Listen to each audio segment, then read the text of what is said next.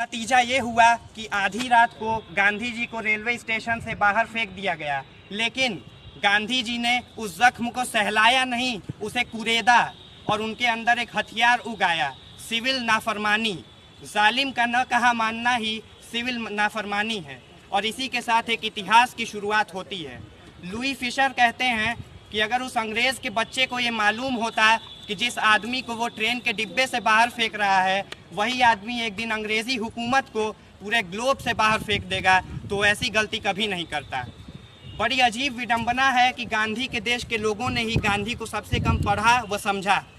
Harry Potter और चेतन भगत को दिन रात भोर दोपहरी एक करके पढ़ने वाली युवा पीढ़ी अगर गांधी जी को तबीयत से पढ़ दी होती तो आज पीढ़ियों का सबक शायद कुछ और होता, लेकिन हमने ऐसा नहीं किया और यही कारण है कि आज तमाम फैंसी और फेसबुकिया ज्ञान हमारे पास हो गए हैं।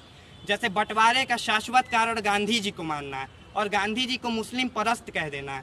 तो मैं ये कह देना चाहता हूँ कि गांधी से बड़ा कोई हिंदू नहीं था, लेकिन गांधी के हे राम से बाकी कौमें डरती नहीं थीं, क्योंकि गांधी भारत में धर्मनिरपेक्षता के प्रतीक थे।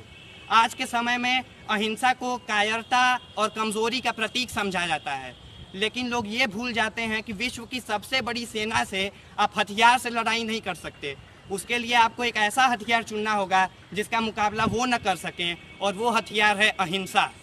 गांधी जी का कहना था कि आँख के बदले आँख फोड़ने से तो पूरी दुनिया ही अंधी हो जाएगी। उनका ये भी मानना था कि ऐसी पढ़ाई जो आपके हुनर को बढ़ावा न दे वो बदतमीज़ी की पढ़ाई है। गांधी जी और तमाम नेताओं और सेनानियों के बलिदानों, आंदोलनों और जेल यात्राओं के फलस्वरूप 15 अगस्त सन 1947 को हमें आज़ादी मिली और हम देशवासी गांधी जी को इतना चाहते थे कि अगले ही वर्ष उन्हें 3 गोलियां मारकर उनकी यही समाधि बना दी।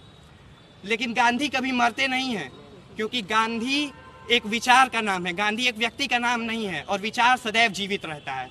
अंत में दुष्यंत कुमार जी की चंद पंक्तियों के साथ अपने व्याख्यान का समापन करना चाहूँगा कि खुदा नहीं न सही, खुदा नहीं न सही आदमी का ख्वाब सही, खुदा नहीं न सही आदमी का ख्वाब सही, कोई हसीन नज़ारा तो है नज़र के लिए, वो मुतमईन है कि पत्थर पिघल नहीं सकता, वो मुतमईन है कि पत्थर पिघल नहीं सकता। मैं बेकरार हूँ आवाज़ में असर के लिए, मैं बेकरार हूँ आवाज़ में।